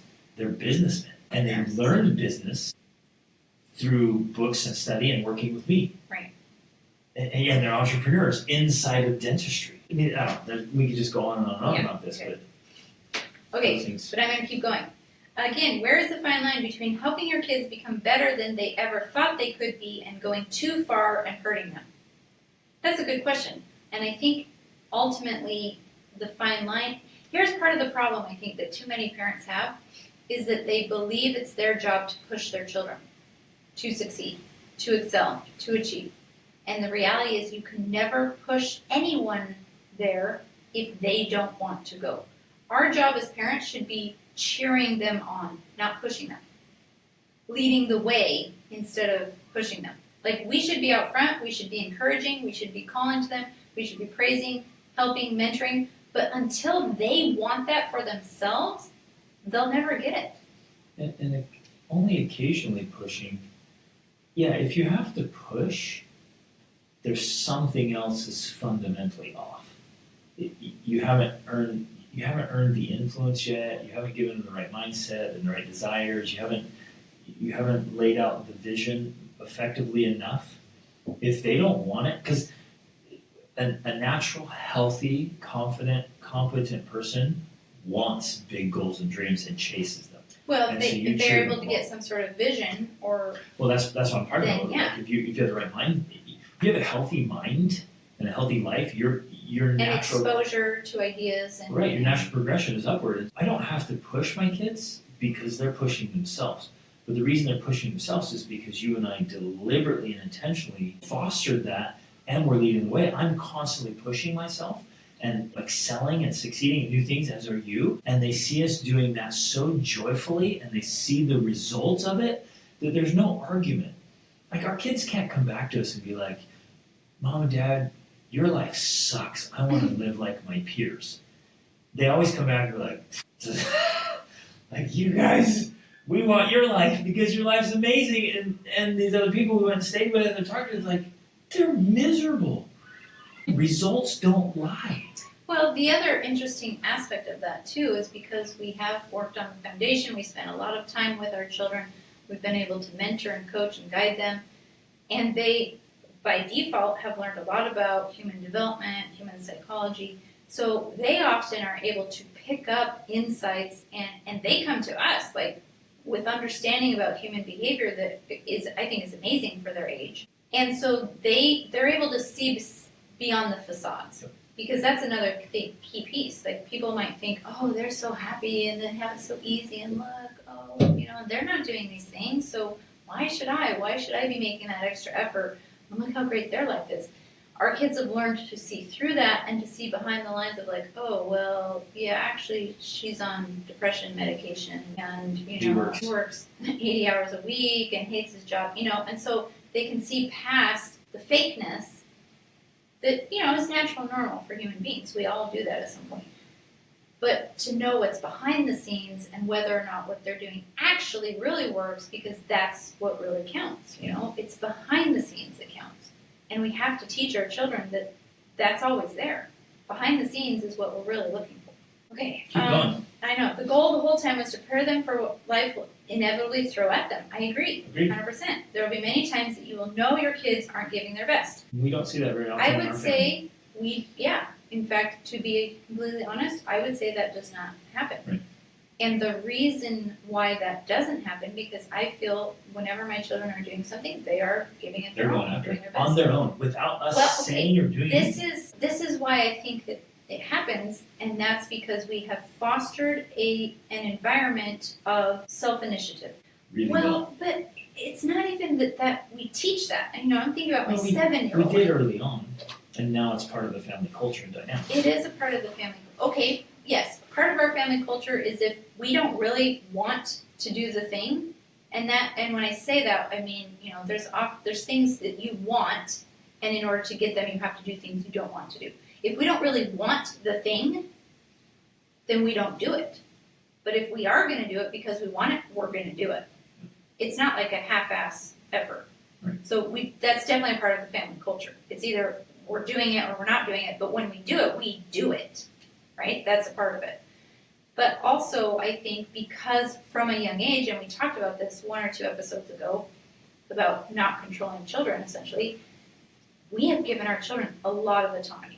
Like, from the time they're very young, I would say maybe 4, 5, 6, 7, they get to choose when they go to bed. They get to choose when and where they do their studies. They get to choose what they eat. They get to choose when they eat. I mean, there are some boundaries and guidelines. We've talked about that, of the fortress and all of that. They are making decisions every single day. Yeah. They're self-directed. And so when they do something, they do it.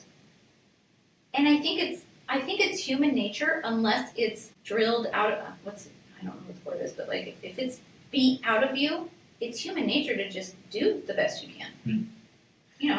Go at it. Sorry, I just finished that thought. I think often, especially public school, kills that in kids because it makes them do all of these stupid, pointless things that they hate doing, and they do it just to check the box and get it done. And when you live in a world where you just do things just to check the box, you're not going to be giving your best effort because you don't care. Right. So why would you? Yeah, that's a great point. So you get conditioned.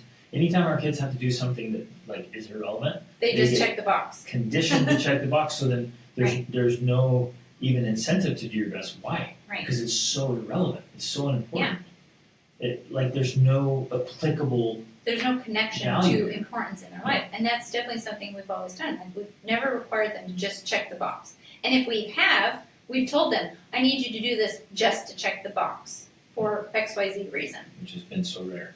And we've always pointed out to them, like, hey, this is you and your life. Like, if you try to cut corners here, you're cheating yourself. Yeah, you're the only person you hurt is yourself. Like, and we pointed that out again and again and again. As we traveled around the world and we interacted with other people, they would notice, like, hey, those guys are trying to cheat the system. They're taking it easy. Who do they hurt? Themselves. Watch the results they get. And they see that. Like, oh, that person did it halfway.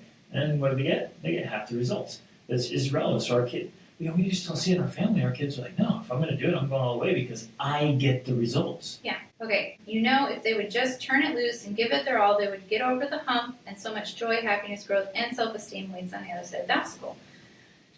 Yeah. And I think that there is an important distinction right here, because there are definitely times when our kids have, I think right now, for a 19-year-old, he's remodeling a Defender. He's fixing it up so that he can sell it. The Defender is a vehicle for people that don't know. He's facing obstacles. He's facing challenges. Like, there's hard things. And so my job is just to remind him, like, this is normal. You'll figure it out. Yeah, it sucks. It's frustrating. It's irritating. It's annoying. It costs more than you thought. All these things. But it's normal. This is a normal part of the process. There's nothing wrong. You're doing great. And then of his own accord, he just gets back to work and keeps going. Like he just keeps moving forward because he's realizing that this is just a part of the process. So yeah, there's definitely going to be obstacles they have to face and humps they have to overcome. And it's a parent's responsibility to teach them how to go through, over, or around obstacles. Yeah, right. And to do it joyfully and to Yeah. do it well. So that is a part of our process. But the difference here is I'm not the one making him Right. do this project. Not at all. So they get to choose their own He obstacles. chose. This is all his choice. But if our children aren't any good at getting through around obstacles, that's on us. I have to own that. If one of my kids gets to an obstacle and backs away, or just sits down and gives up, that's me. I have failed to teach them how to effectively do that. But I think in many ways just comes back to I keep calling it the math equation now, of just not enough time spent influencing, mentoring that child. Like I just think. Or enough influence earned out there as well. But I ultimately think that influence is earned through time spent. Like you and have examples, to spend. because I'm thinking of families that spend tons of time together, but have zero influence because the parents you're don't right. have results. It's not So time they're on like, its own. It's they not spend enough. tons of time together. It's like I spend all my time with my kids. I'm like, yeah, but you're uninspiring and you're underwhelming, and your kids look at you and like, I don't want anything that you have. Yeah, so you're right. Time alone is insufficient, but the right kind of time and the right mentoring together is winning combination. Okay. I'm sure you guys experience this in coaching, yeah. But for whatever reason, they just won't face the obstacle. Well, in my experience, often if they're not willing to go through the obstacle, just like me or anyone else, they're probably wondering if it's worth it. And that's a normal human experience. If I come up to an obstacle and I realize to myself, it's not worth the reward for me to go through this obstacle, of course I'm going to back away. Now, I don't know, I'm not going to know that about myself until I've got to practice doing that, because if I really want the thing, then yeah, I have to be willing to push through the obstacle. But nobody can make me do that. You're not going to force me into that scenario. Right. I'm the one that has to own it, and I'm the one that has to make that decision.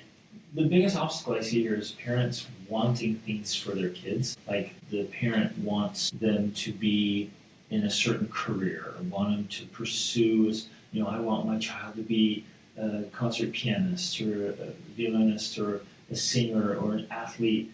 And the parent picks this thing. I don't really want it. But if you allow your kid, and this was hard for me because, we had all these goals and dreams for our kids. They're going to do this and this and this. And then I had to back away and realize, wait a minute. I'm going to allow my children to choose their own path and let them love the things that they love, and I'm going to encourage that and pursue it. And when I give them the autonomy and the choice, say, no, do what you want. And they come to me, it's like, yeah, what should I do? It's on you. That's your life. It's not me. Like, whatever you do, that's on you. It literally doesn't affect me. So choose the thing you love. And so then they'll go through any obstacle because they chose it and they want it, instead of, son, you need to be the best football player out there because football is life. Or, whatever. Like, there's all these things. And again, parents are trying to live their own failures vicariously through their kids and pushing them so hard. And the kid pushes back. Yeah. Because there's no intrinsic motivation. And then I remember, I think it's in one of Ryan Holiday's books where he talks about Tiger Woods. And ultimately, that was just a disaster. He was from a very young age, at least 4, coached and mentored by his dad to be the best golfer out there. And he was. But at a huge cost. He had a horrible relationship with his father. And his wife. And his wife. He was cheating. He was doing all these horrible things. He basically ruined his life. His personal life was an absolute tragedy. Yeah. And that's what we're talking about. If you focus on these outward successes, there's a cost. And most often that cost is the mental and emotional well-being of the person. And so for me, that's what I'm after. I want the mental and emotional well-being of my child above all else. And that's what my actions and behaviors show. That's what I prioritize. And I think that's where we started as parents ourselves. You look at examples like that where he was, at one point, was one of the best and wealthiest golfers on the planet, but his personal life was an absolute train wreck. We saw, we say, what do we want more for our kids? We want them to have a wonderful, genuinely happy, healthy life, or to be the best at something. Right. And I'm like, no, we want the life. And guess what? When you get that foundation first, the career and wealth come. It comes built on top of a healthy lifestyle. Yeah, absolutely. Right.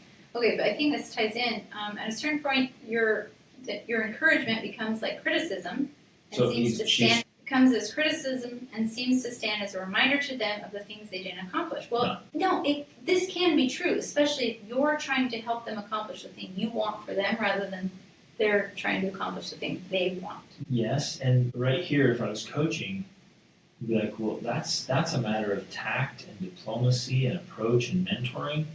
Like, the way I approach it with my kids, it's never going to come across as criticism. It's not going to. Well, it's not going to come across as I wouldn't say never, because we have had uncomfortable conversations with our kids. That kind of kick in the teeth by truth. Yeah, that's just that's mentoring and coaching and calling out like, hey, well, you're not doing the thing, so you're not getting the result. There it is. Right. And that's okay. If you don't want this, if you want the results you're getting, okay. Great. But if you want different results, you got to do things differently. Yeah. I'm never going to go to them, hey, do your work, do your practices. Why aren't you doing your push-ups? Yeah. Why aren't you doing your drills? I'm not doing that. That is criticizing. And I think that is a good point. Very much the approach we take of like, you choose. If you want this outcome, this is what you're going to have to do. If you don't want that, great. Okay, don't do it. And so we leave it to them, and so they're the one that then decides, and then they're the one that commits. And that's where the power comes from. I can say grades don't matter, but if they want to be a doctor or a lawyer, unfortunately grades are going to matter and matter a lot. True, but that's missing the point. 5 careers. We keep using those 5 careers. So we have millions of people that keep jumping the hoops, and we keep referencing 5 careers. If they want to be one of those 5, they have to do it. And so they all jump through the hoops, and they don't become one of those 5 things. Exactly. So they're like, wait a minute. If your child says, yes, for sure, 100%, I want to be one of these careers that requires a full degree. Yeah. Okay, then go. But we keep sending everybody, millions of people through the hoops. And okay, they want to be one of these 5 careers. Like, stop. Right. If your child hasn't specifically said, I want to be one of these things, then why are you? Then we don't have to worry about them. But he says, I have to prepare them for that. I have to teach them to have a habit of excellence at all they do, because we don't know in the end what we're really preparing them for. In some ways, I disagree, because, yes, you're right, we don't know what we're really preparing them for. But we do know, at least I know for sure, I'm preparing them to fulfill their life mission. Yeah. And the best way they're going to fulfill their life mission is if they're whole, healthy, intuitive, self-aware, confident, and capable. Those skills will work anywhere. Yeah. If you focus on developing those skills, they will be applicable to any career path they choose. And I would add, helping them learn how to learn. That's probably the most important skill. Is you can figure out anything if you know how to learn. Right. You don't have to have all the information. If you know how to solve problems. Yeah, you got to figure out how to learn how to solve problems. Right. Then you're ready. But we send them down this path, learning all these arbitrary things. Just in case. Just in case you're like, no, well that doesn't play out. Especially because it's actually being counterproductive to the things we're talking about here. Yep. It's counterproductive to them developing self-awareness and self-initiative. Because if you're trying to teach them to have that skill, but at the same time you're saying, do X, Y, Z, A, B, C, D, E, F, G, elemental P, Q, R, S, because we said so, because you might want to be a doctor someday, because you have to do it because it matters, we're not teaching them to listen to themselves. We're teaching them to listen to everyone else and everyone else's outside opinion. It's completely counterintuitive. It's completely counterproductive to what we say we're trying to achieve. But the other thing here, too, is I have to teach them to have a habit of excellence. Yes or no? When our children are small and young, I'm not teaching them to have a habit of excellence. I'm teaching them to try a lot of things. I'm teaching them to make a mistake. The more mistakes they make, the better. That's how we learn, is by making mistakes. And so if we teach them this idea that, oh, I can't make any mistakes, I have to be excellent in everything I do, we actually limit their growth and development because they're afraid. And the fear leads to perfectionism. Yeah. And perfectionism is just fear. Exactly. And I want everyone to listen very, very carefully here. If you have perfectionistic tendencies, or your child has perfectionistic tendencies, it's because you have instilled this fear in them that they have to do everything with excellence, especially things that don't even matter. matter.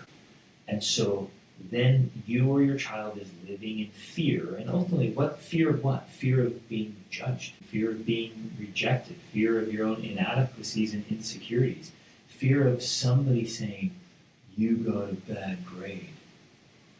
So you're rejected, whatever, on usually silly, stupid stuff. Right, And we're going around living our lives in fear. And so it looks like we're pursuing excellence, but really all we're doing is trying to hide our fears and insecurities. And our mistakes. And so, and this seems counterintuitive because we're like, yeah, we like excellence. We want to do things well. We want to be all in. But we're also teaching, and I would say this includes into the teenage years, that you should be trying things and you should be failing them at them and you should be making mistakes, and that's all okay. Like, that's fine. Our son with his Defender project, he's made a lot of mistakes. He's done things have gone wrong, and we're telling him that's okay. That's completely normal. That's how life is supposed to be. That's what it's supposed to look like. Life is messy and it's filled with these things. That, I think, builds the foundation for excellence in when we get really good at things. Yes. And he's old enough now. He and I have done a lot of projects together. And even on this project, I went out and I'm like, hey, that's unacceptable. You're selling this as a high-end vehicle. You got to start over and do that with excellence. Mm-hmm. And he and I built this luxury bookshelf in time. We built you a beautiful chest. We did some phenomenal pieces. And where we're just putting, if we put together some little rough cut things, like whatever, just put it up there. It's just it's a structure for the sheet, whatever. Mm-hmm. But when we built a luxury bookshelf, he made a cut and it was a millimeter off. I was like, nope, do it over. Like, what? Yeah, start all over. Get a brand new piece of wood, start over, get this exactly right. So there's a time and place to teach the principle of excellence, and they'll know when to apply it and when to make it fantastic, when it actually counts. Instead of hiding behind this fear and this insecurity, it's like, no, when I get into my craft and my art, I'm going to do it with excellence. Isn't it better? We know that they need to be prepared for anything. That's not true. I wouldn't say prepared for anything. They need to be prepared for their life mission, their unique, individualized life mission.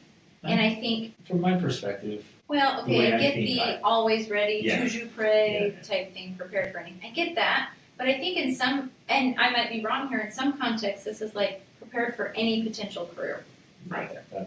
And I disagree with that. Because ultimately, re-emphasizing what I said, if we give them the skills to be mentally, emotionally stable, competent, all the things, that can be applicable to any career. If we teach them how to learn, that can be applied to whatever career they want to pursue. When we focus on those foundational aspects, that is the preparation. They don't have to have the grades and have taken anatomy 202 or what, they don't have to have all that just in case. We give them the foundational skills so that they are prepared to decide, to be led and guided, and then to do what's necessary to make it real. Okay, isn't that better than letting them fail? No, letting them fail, especially when they're young. And we talk so much about this, but I feel like it's not being fully grasped. The more often your children and teens fail while they are young, the better off they will be. As long as you're teaching them and they're not perpetually failing at the same thing. Right. They shouldn't be repeating the same failures. They're failing and learning from them. Yes, failing and learning. But I think too many young adults launch into life and it's like the first time they've had the opportunity to fail at anything. They miss that. They get hungry. They slept through it. They missed the opportunity. Yeah. But that's a good opportunity I want them to have. Well, let them sleep through it. Yeah. That was their choice. They stayed up late. They slept their alarm. Let them miss the epic trip because they slept it. Isn't it better than letting them fail and then finding out down the road that they would like the option of becoming something that requires entrance into a higher level school, but now they don't have the grades to get in? That's not a problem in my mind. If down the road my son slacked off when he had the chance and then wanted to get into a college, that's a fantastic learning opportunity. That's a huge learning opportunity. And yes, maybe he'll miss out. Maybe he'll never be able to go to Harvard because of that. But he will have learned a very valuable lesson that will stay with him for the rest of his life. That to me is, I don't even know how to say it, that is where the real power of learning comes from. And that's a huge example. Yeah. It's a big example. that I think can be learned way earlier on. If They're done like, strategically, you slacked off, you missed this opportunity. Like, hey, this gets even bigger too. So you wouldn't want to slack off if you want to keep these opportunities open to you. Right. It's all of this is still, and again, we keep using Harvard and Ivy League schools. It's like that's 1% of the population goes to those schools. Like, And now they're woke, Well, so. most of them are just going to the regular community colleges or colleges. And we keep saying, if you don't get good grades, you can't get in. That's bogus. Yeah, Like, practically that's any. just, but even like these big universities now are letting you in. Well, yeah, so another is that powerful learning lesson he might have is the other option is, oh, they don't let you in. Well, what do you do now so you can get in? Because guess what? There are plenty of colleges, and good colleges too, that will still let you in. All you have to do is go take their test. Yep. So what do you have to do to do that? Oh, you have to study this. So there's still a way in. That's the thing. It's almost like we think if they don't do it, they've missed the chance forever and they'll never be able to do that if they decide. No, they'll still be able to find a way in. But we're trying so hard to participate in a system that's broken. Most degrees are pretty worthless. And Yeah, I know that's bold, but I back it up. Most degrees are pretty worthless. I have seen a lot of stuff recently saying, the biggest problem now is that all of these college students have gone to college to get degrees and then cannot get a job or a career that comes even close to paying the amount of debt they've incurred. And the reason why is they still come out with total Well, incompetence. okay. They haven't learned anything or gained anything that adds value in the marketplace. And that's not even to add the whole bit about how colleges are essentially businesses and they're in it for profit, and so that whole system is broken because they're just charging money to make money. Right. And that's one reason why Jordan Peterson started his Peterson Academy, because he's like, this should be available for way less expensive. Okay, there's some other good things here we have to get to. I know this is long, but there's some great stuff here. That's great. Okay, do we remove them from the system that is hurting their mental health? Yes. Yes. Or do we teach them to thrive in whatever system they are in? You can't thrive in whatever system. No, you can't. Yeah. That's true for you. Neurotic. That's true for me. We could not thrive in any system. We have created intentionally the systems that make us thrive. If you I want to re-emphasize that for a second, because I don't think people realize that. We thrive because we have created the systems. We've opted out of the systems that don't work, and we've created the systems that allow thriving. That is the secret. No, you cannot survive and thrive in any system you're in. It doesn't work like that. No. That's a lie. So if you try to force me to go have a job in a cubicle, Greg will not thrive. He will die, literally, in like a week. Data entry, say, I'll pay $1 million if you For sit in a you cubicle. to thrive in this situation. Thrive doing data entry, staring at a screen all day, and you get to eat from the vending machine or the office kitchen. Now, that is not No to way. say that there are not, this is not discounting that there are things you could do to make the most of that situation and make it better. Right. But you But will why never would I? thrive Well, why would I? at that. I Never. guess that's part of today's episode. Like, why would I? Why would I even participate? Why am I having my kids Especially participate? when you know, and that's part of the problem. I think a lot of people don't know, but when you know, Greg Denning, knowing you can live in Portugal in the location of your dreams, excuse me, working online, having an amazing life, traveling the world, you can have that, or you could have a cubicle job. Like, why? It would be stupid to pick that. Why would I settle? And yet I feel like so many people are doing that because they're not aware, they don't know what they don't know. They could have that too, or even better, or bigger, or more wonderful. Or on their own And yet terms. they're settling for cubicle jobs. To me, that's the And we're comparison. pushing our kids into To cubicle jobs. Cubicle jobs, so to speak. We're pushing them into systems. We're literally leading them to an educational and career path that's already extinct. I want this to hit home hard. So if you have young And at the adults, very least, it's soul crushing. yeah. Well, if you have young adults right now, and you're saying you need to go get, a higher education so you can participate in the economy. Well, we know 4-year degrees are just kind of worthless now. They're a dime a dozen. And so you're looking at a master's degree or doctorate. So you're looking at 6 to 8 years. In 6 to 8 years, 40 to 50% of all the jobs that are now available because of those degrees will be obsolete because of AI. So we're preparing them for a future that's already in the past. And if you have younger kids, you're looking at this 10-year approach, And in 10 years from now, all of your plans, all of your things literally will be obsolete. They will be done. They'll be gone. And then what are you going to do?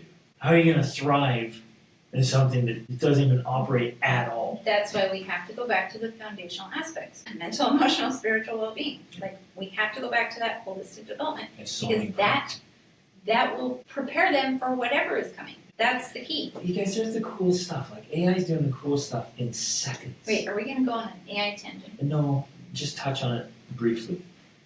In seconds, I did it the other day. I asked AI to do something very complex and compare 2 full books and philosophies from these authors and leaders, and do a comparison analysis and put it together for one aspect of something I was working on.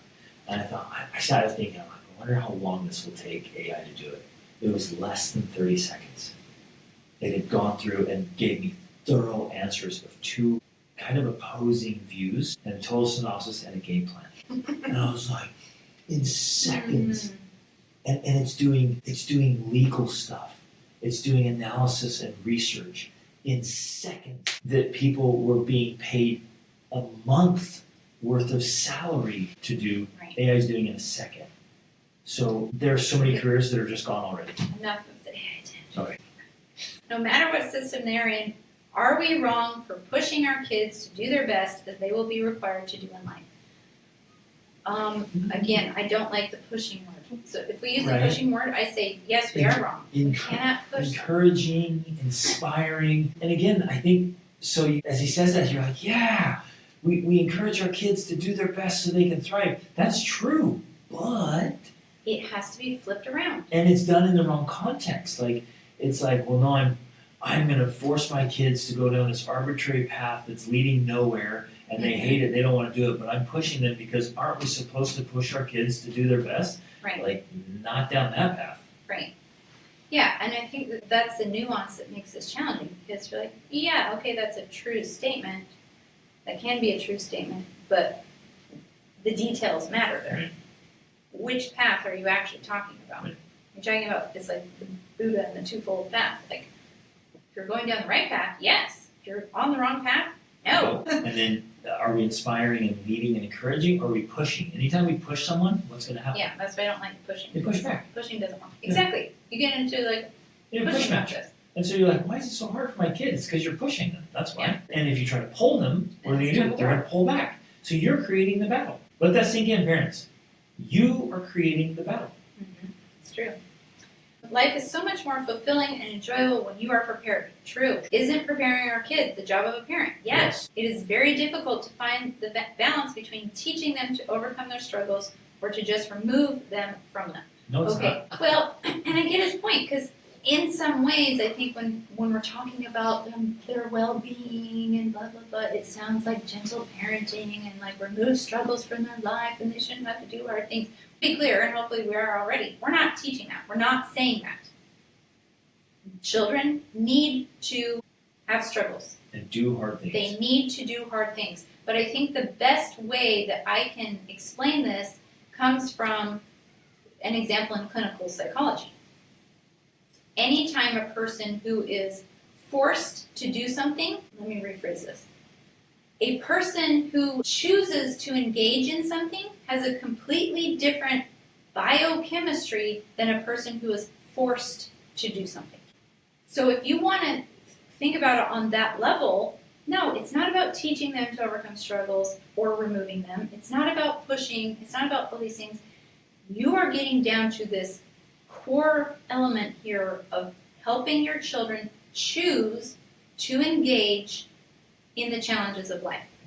But that little bit matters so much more than parents realize. I don't think they understand how much this matters.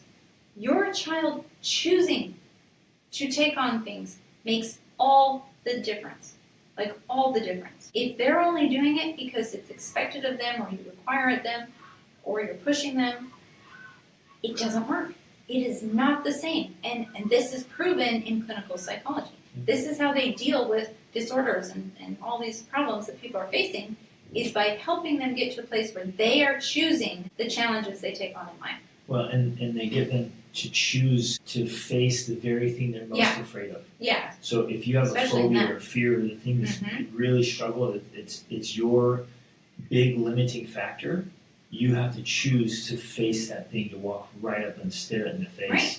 and overcome it. And so as long as they're not making the choice, or they're only making the choice that they think you want them to make, well, then yeah, it's going to be a difficult job for you.